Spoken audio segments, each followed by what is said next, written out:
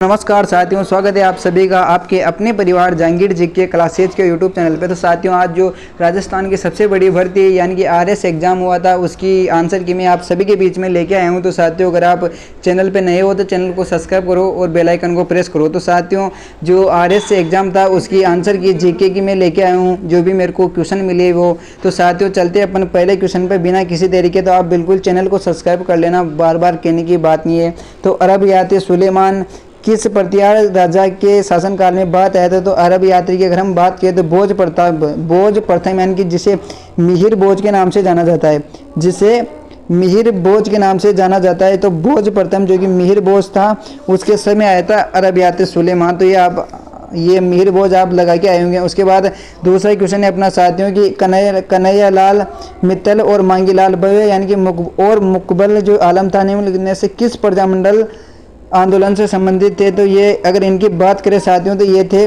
झालावाड़ प्रजामंडल, यानी कि झालावाड़ प्रजामंडल जो भी लगा गए हैं उस साथी का राइट है। उसके बाद अगला क्वेश्चन है, और ये क्वेश्चन बात करूँ तो अभी जो अगर इस क्वेश्चन की अगर बात करूँ साथियों तो मत्स्य संघ का विलय राजस्थान में कब किया गया? तो अगर इसका आंसर की बात करें तो 15 जो मई है, 15 मई 1949 में किया गया था, है नहीं, 15 मई 1949 में किया गया था साथियों। तो इसका आंसर ये हो जाएगा। और ये क्वेश्चन जो सेकंड ग्रेड लीग पेपर हुआ था उसका जो डबल पारी हुई थी उसमें पूछा गया था, वो क्वेश्चन है। अगर हम इसके बाद अगला क्वेश्चन है कि एक ही आंदोलन मोतीलाल तेजावत ने जो कि 1921 ईस्वी में जो कि अगर हम बात करते हैं मात कुंडिया जो कि राजधानी चित्तौड़गढ़ से शुरू किया गया था, इसका नारा था ना हकीम और ना हुक्म। तो इसकी बात करें तो इसको मोतीलाल तेजावत ने किस राजपूत ठिकाने के कामदार थे? इससे पहले थे जो किस ठिकाने के कामदार थे? तो इसकी अगर बात किस ठिकाने के कामदार के जो पद पे थे, कार्यरत थे, तो वो अगर हम बात करें तो जाडोल जो कि उदयपुर थे उस ठिकाने के कामदार थे।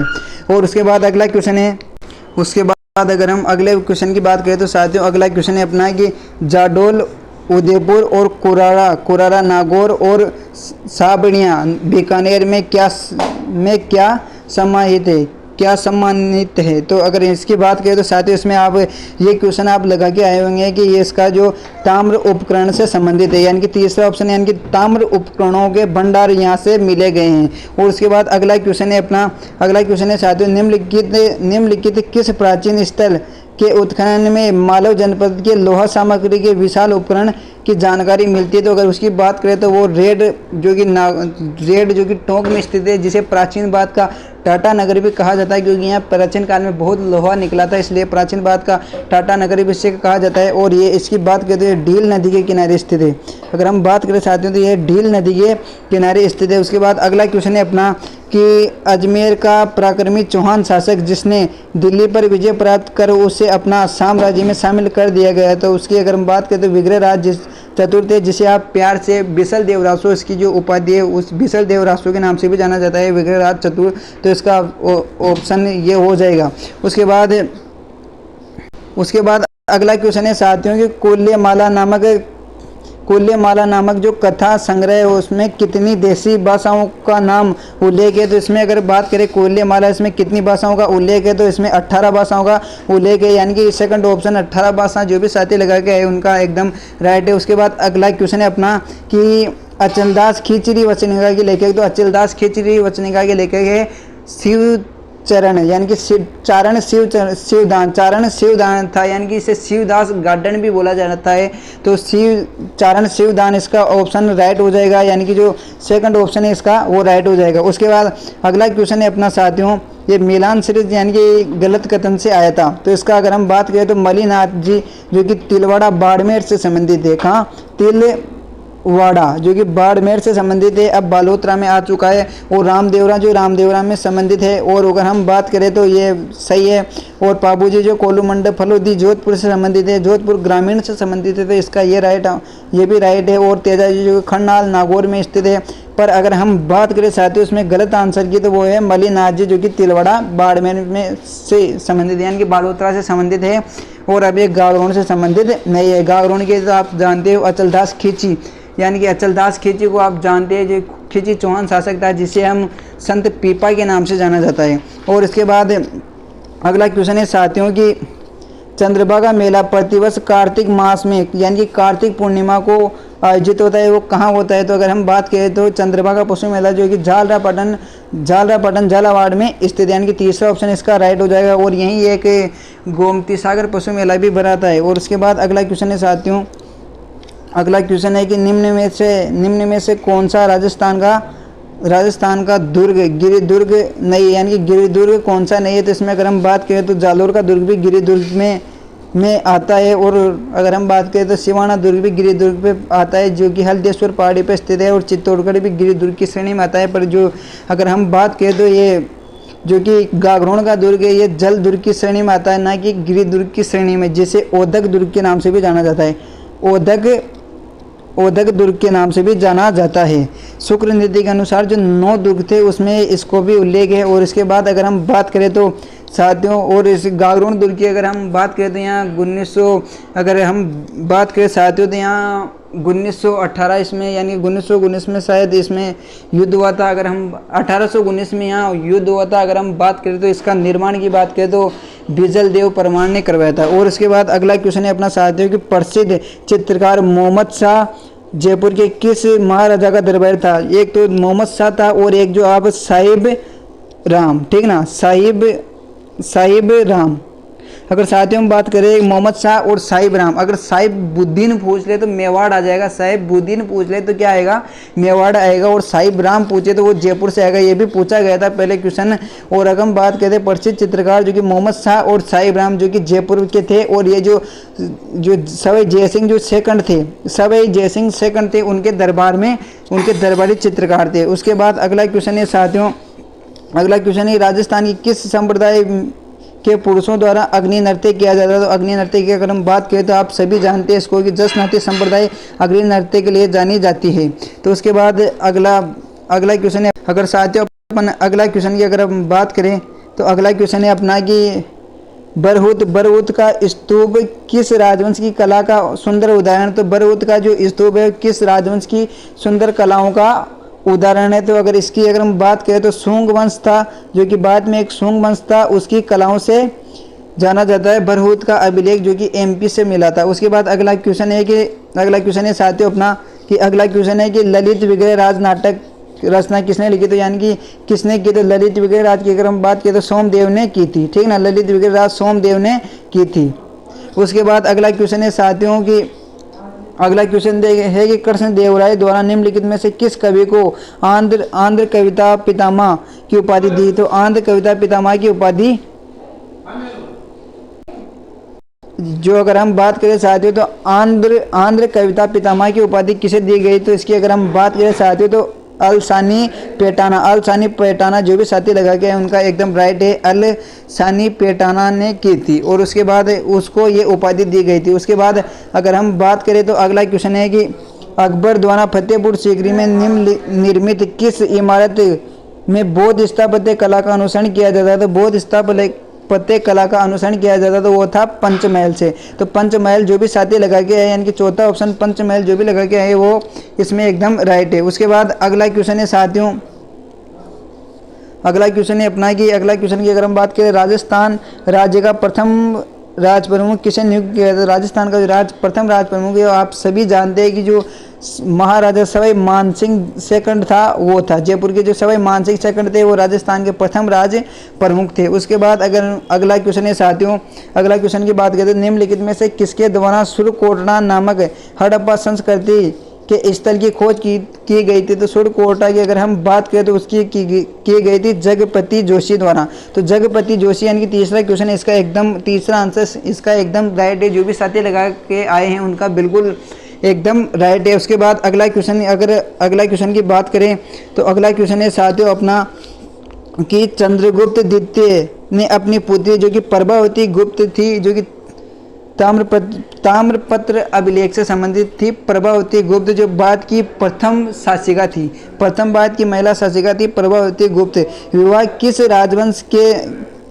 राजवंश में कर अपनी स्थिति का सुदृढ़ बनाया था। तो अगर उसकी बात करें अगर हम तो इसकी बात करें तो इसका अगर चंद्रगुप्त यानी कि जो प्रभा चंद्रगुप्त द्वितीय की जो पुत्री थी प्रभावती गुप्त, उसका विवाह किस राजवंश में किया था, यानी कि किस राजवंश में उसका विवाह किया गया था। इसकी अगर हम बात करें तो जो कि वाकाटक जो कि नरेश था उससे इसका विवाह किया गया था। तो वाकाटक नरेश यानी कि चौथा ऑप्शन इसका एकदम राइट हो जाएगा। उसके बाद अगर इसका अगर हम बात करें तो अगस्त 1953 में भारत सरकार द्वारा गठित किए गए राज्य पुनर्गठन आयोग निम्नलिखित में से कौन सदस्य थे। तो इसकी अगर हम बात करें तो जस्टिस जो कि फजल अली आयोग के अनुसार किया गया था। उसके बाद अगला क्वेश्चन है साथियों की सॉरी इसमें अखंड और तीसरा की अगर हम बात करें साथियों तो इसमें दूसरा ऑप्शन एकदम राइट हो जाएगा। उसके बाद अगला क्वेश्चन है तो साथियों अगर हम अगले क्वेश्चन की अगर हम बात करें तो एल्ब नदी और राइन नदी किस सागर में अपना जल गिराती है। तो इसका अगर हम बात करें तो इस आंसर की तो ये था उत्तरी सागर था। उत्तरी सागर में ये राइन नदी अपना जल गिराती है। उसके बाद यहीं से गुजरती है तो इस सागर में जल गिराएगी उसके बाद अगला क्वेश्चन है साथियों की अपना निम्न में से किस सूफी संप्रदाय का प्रचार सिंधु मुल्तान और पंजाब सीमित था। सिंधु मुल्तान और पंजाब तक था तो वो था सुरावादी से, यानी कि चौथा ऑप्शन इसका राइट हो जाएगा सुरावादी से। उसके बाद अगला क्वेश्चन है साथियों अपना अगला क्वेश्चन है जो कि सम्मिलित करने से था तो कि पुलिकट झील जो कि कहाँ है, आंध्र प्रदेश में है, तमिलनाडु में नहीं है। तो ये पहला ही क्वेश्चन आपका राइट हो चुका है, यानी कि ये गलत है। भीमताल जो कि उत्तराखंड में स्थित है और रूपकुंड जो कि हिमाचल प्रदेश में स्थित है और लोकटक जो कि मणिपुर में स्थित है, जहाँ 13वां राष्ट्रीय उद्यान आप सभी जानते हैं काबुल लामजाओ। तो इसका आपका अगर हम बात करें तो इसका जो साथियों ए ऑप्शन इसका राइट हो जाएगा, यानी कि पुलिकट झील जो कि आंध्र प्रदेश में स्थित है। जहीं श्रीकोटा जो कि अंतरिक्ष अनुसंधान केंद्र जो यहीं स्थित है, अगर हम जहाँ से मिसाइलें लॉन्च होती है। उसके बाद अगला क्वेश्चन है साथियों जो कि राजस्थान भूगोल से संबंधित है। निम्नलिखित में से कौन से जिलों का समूह प्राप्त मानसून वर्षा की मात्रा के अनुसार अवरोही क्रम का सही ढंग से व्यवस्थित करें। तो अवरोही क्रम यानी कि जो घटता हुआ क्रम है उससे व्यवस्थित किया जाना है इस क्वेश्चन। घटते हुए की अगर बात करें तो बढ़ते से घटते की तरफ जाएंगे तभी अवरोही क्रम होगा अपना। तो साथियों अगर इसकी अगर हम बात करें तो पाली और जयपुर, यानी कि अगर हम बात करें तो पाली जयपुर और अगर हम बात करें भरतपुर इसका आंसर हो सकता है। उसके बाद अगला क्वेश्चन है साथियों कि अगला क्वेश्चन है साथियों अपना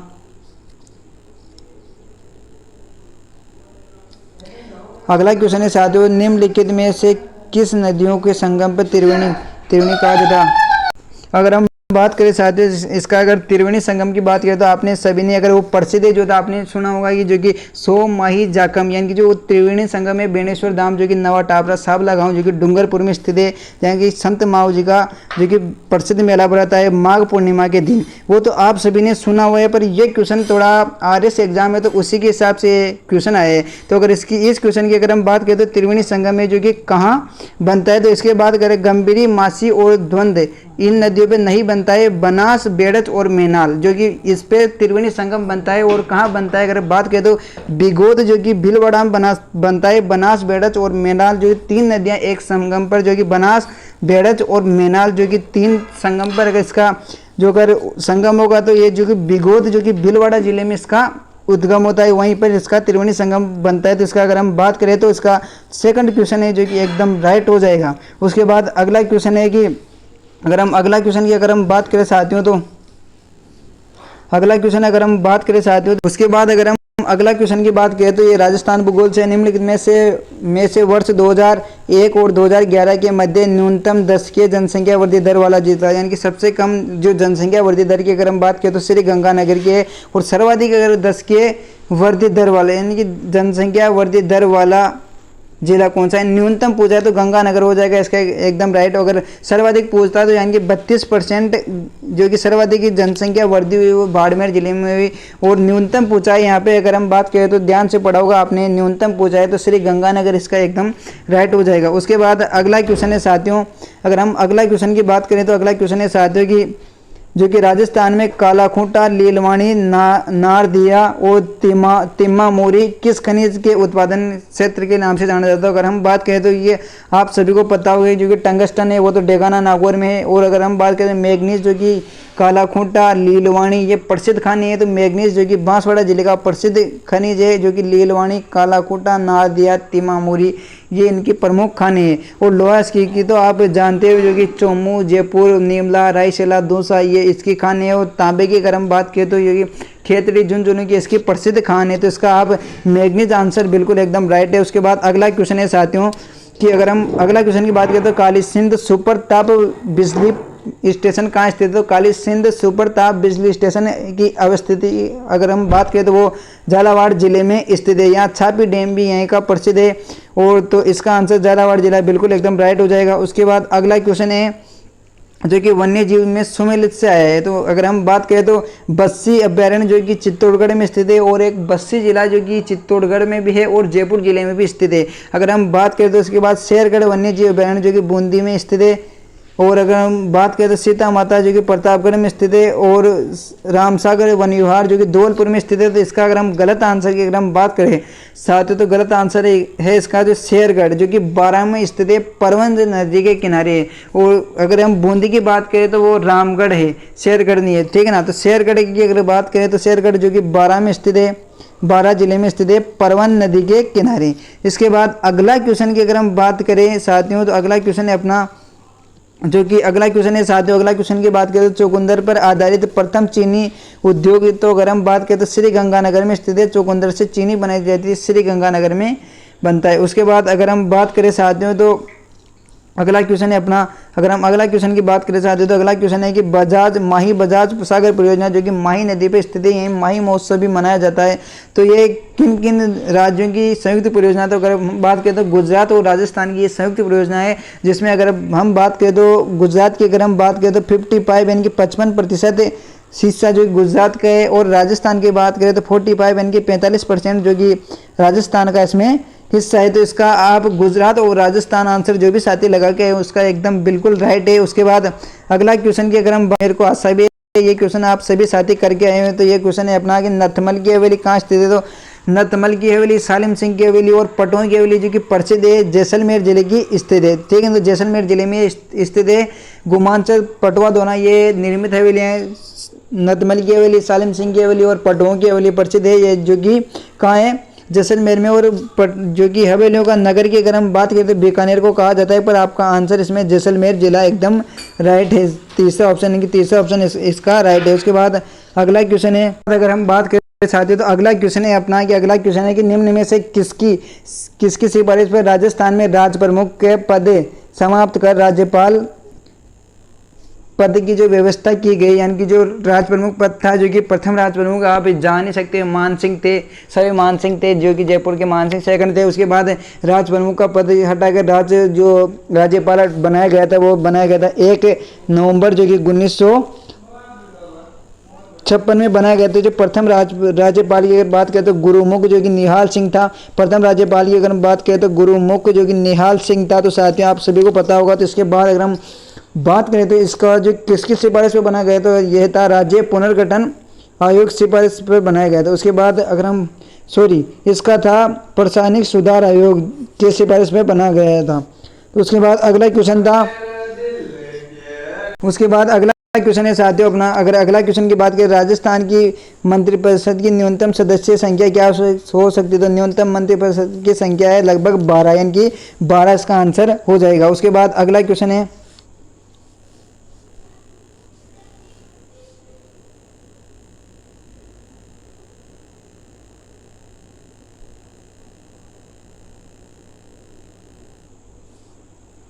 अगर हम बात करें तो साथियों अगला क्वेश्चन था, आप सभी को इसका आंसर आते होगा कि कोई भूखा ना सोए इस योजना का संबंध किससे? तो ये है आपका इंदिरा रसोई योजना से संबंधित है। उसके बाद अगला क्वेश्चन जो कि 8 रुपये में आपको भोजन मिलता है इसमें। उसके बाद अगला क्वेश्चन है अपना, अगर हम अगला क्वेश्चन की बात करें साथियों तो अगला क्वेश्चन है कि